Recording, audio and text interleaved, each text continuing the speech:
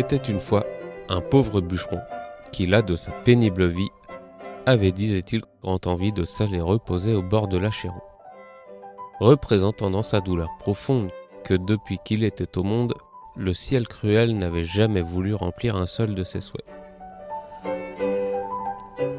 Au jour que, dans le bois, il se mit à se plaindre, à lui la foudre en main, Jupiter apparut. On aurait peine à bien dépeindre la peur que le bonhomme en eut. « Je ne veux rien, dit-il en se jetant par terre. Point de souhait, point de tonnerre, Seigneur, demeurons but à but. » Cesse d'avoir aucune crainte, je viens, touché de ta complainte, te faire voir le tort que tu me fais. Écoute donc. Je te promets, moi qui du monde entier suis le souverain maître, d'exaucer pleinement les 3 premiers souhaits que tu voudras former sur quoi que ce puisse être. Vois ce qui peut te rendre heureux. Vois ce qui peut te satisfaire. Et comme ton bonheur dépend tout de tes vœux, songe-y bien avant que de les faire. À ces mots, Jupiter dans les cieux remonta, et le gai bûcheron, embrassant sa falourde pour retourner chez lui sur son dos, la jeta.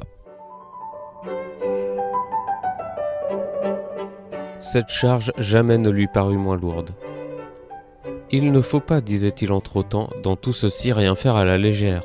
Il faut, le cas est important, en prendre avis de notre ménagère. Ça, dit-il en entrant sous son toit de fougère, faisons Fanchon, grand feu, grand cher, nous sommes riches à jamais. Et nous n'avons qu'à faire des souhaits. Là-dessus, tout au long, le fait il lui raconte. À ce récit, l'épouse vive et prompte forma dans son esprit 1000 vastes projets, mais considérant l'importance de s'y conduire avec prudence. « Blaise, mon cher ami, dit-elle à son époux, ne gâtons rien par notre impatience. Examinons bien entre nous ce qu'il faut faire en pareille occurrence. Remettons à demain notre premier souhait et consultons notre chevet. »« Je l'entends bien ainsi, dit le bonhomme Blaise, mais va tirer du vin derrière ces fagots. » À son retour, il but, et goûtant à son aise, près d'un grand feu la douceur du repos, il dit en s'appuyant sur le dos de sa chaise. « Pendant que nous avons une si bonne braise, qu'une aune de boudin viendrait bien à propos. » À peine acheva-t-il de prononcer ces mots que sa femme aperçut grandement étonnée un boudin fort long qui, partant d'un des coins de la cheminée, s'approchait d'elle en serpentant. Elle fit un cri dans l'instant. Mais jugeant que cette aventure avait pour cause le souhait que par bêtise toute pure son homme imprudent avait fait, il n'est point de pouille et d'injure que de dépit et de courroux, elle ne dit au pauvre époux. Quand on peut obtenir un empire, de l'or, des perles, des rubis, des diamants, de beaux habits, est-ce alors du boudin qu'il faut que l'on désire ? Eh bien, j'ai tort, dit-il.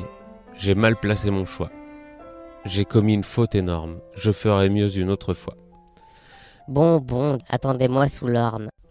Pour faire un tel souhait, il faut être bien bœuf. L'époux, plus d'une fois emporté de colère, pensa faire tout bas le souhait d'être veuf. Les hommes, disait-il, pour souffrir sont bien nés. Peste soit du boudin et du boudin encore. Plût à Dieu, maudite pécore, qu'il te pendit au bout du nez.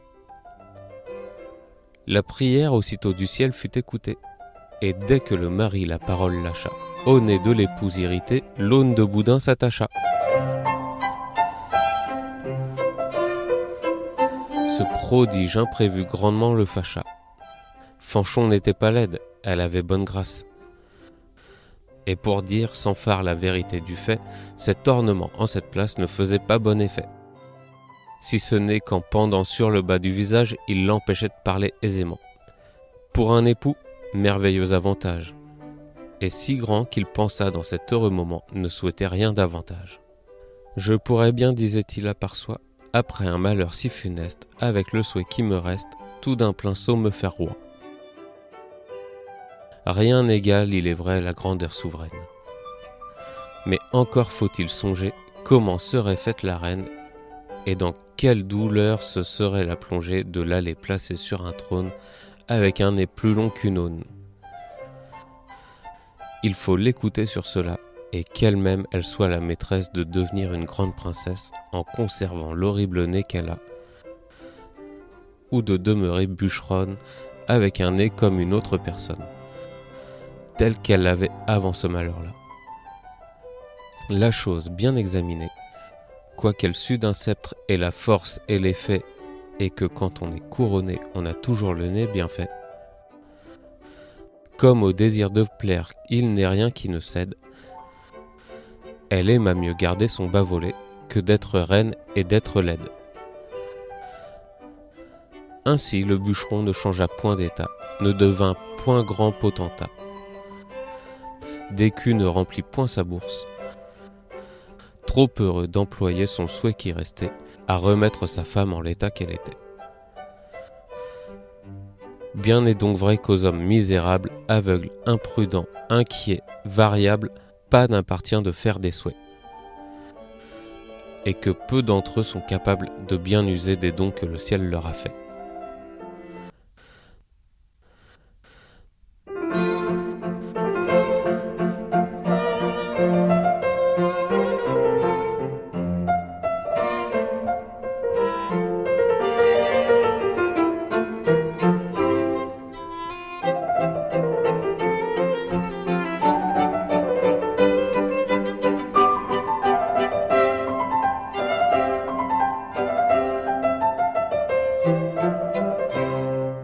Eh ben, je t'avoue, la ponctuation de ce conte-là, c'est bien chaud. Hein.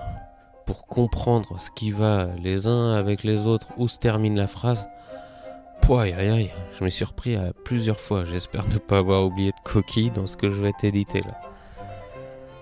Passe une bonne journée.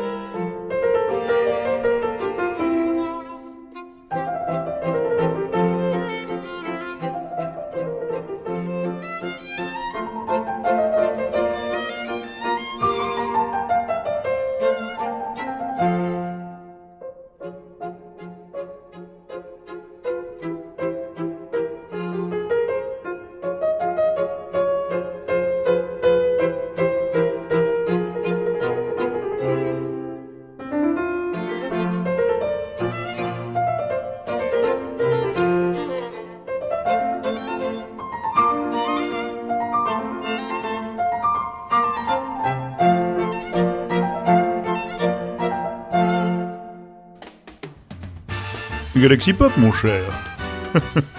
La culture jusqu'au bout des ondes.